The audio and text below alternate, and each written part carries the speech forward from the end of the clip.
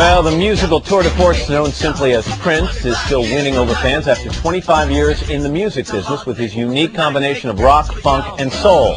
Now the recent Rock and Roll Hall of Fame inductee is off on a nationwide tour promoting his latest CD called Musicology, which, by the way, hits stands and stores today.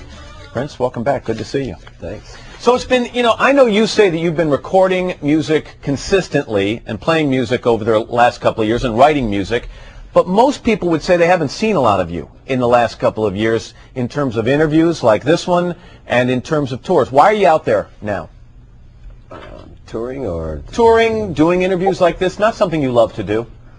Well, I always did come and talking to you. You're a cool cat, but I'm just trying to let people know that we got this CD in stores. It's a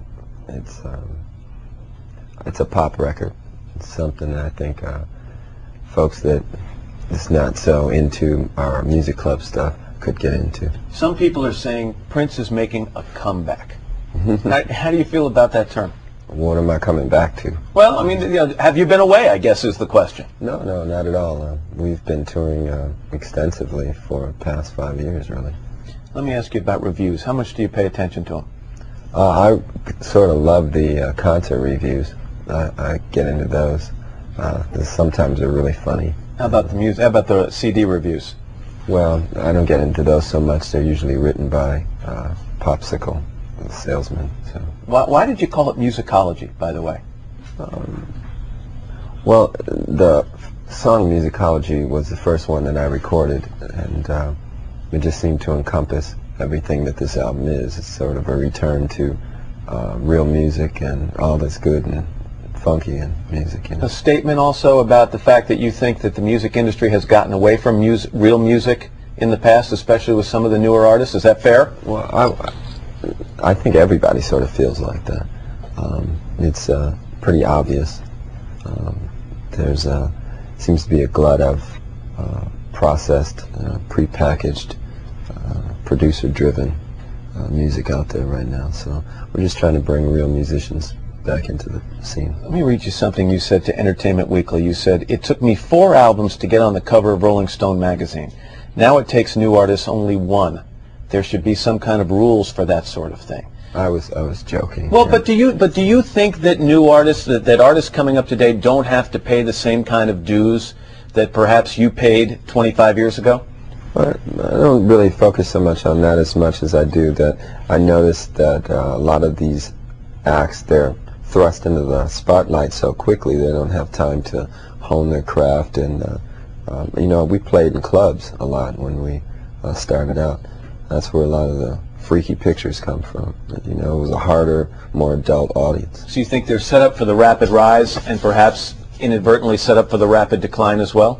Well, you have to talk to one of the gatekeepers for that. I'm just a little guitar playing man trying to get my thing together. Let me ask you about touring, because you're back on the road after years of doing this. Let me play a little portion, some concert footage for people, and then I want to find out how you feel these days up on stage.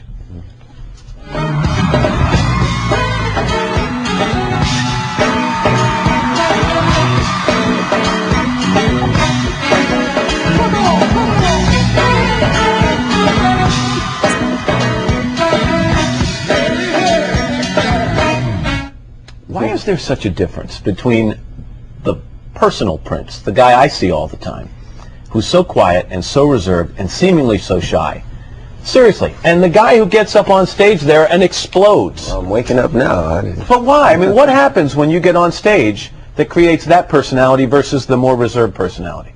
Well, the music and the energy. I mean, that's 20,000 people there. You can't come on stage like you just got out of bed, so... Is it still as much fun for you to get up on stage in front of those people as it was when you were young? More fun, actually. Younger? Sorry about that. Yeah, more fun, actually. Being out here so long, I've learned a lot, and I like showing off some of those new tricks.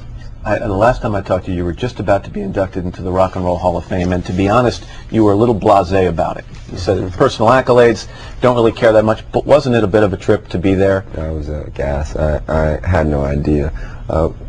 What I really dug was the fact that musicians, all the musicians there, Jackson Browne, ZZ Top, Tom Petty, and Jeff Lynne, and Donnie Harrison. I mean, it was, we all speak the same language. It was just a gas talking to them.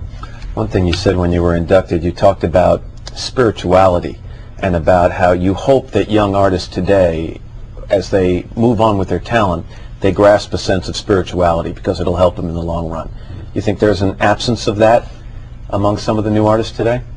Well, I don't know. I meet a lot of artists, but the record industry, they tend to promote things that are more salacious and hit-driven, I guess, to use a term. I kind of wish we got back to the days where the music was more like the soul music of the 60s and 70s, where Alicia Keys, I dig. I think she's kind of putting it out there. There's a few out there. In other words, where the lyrics were what made you feel sexy, not the fact that you had barely anything on.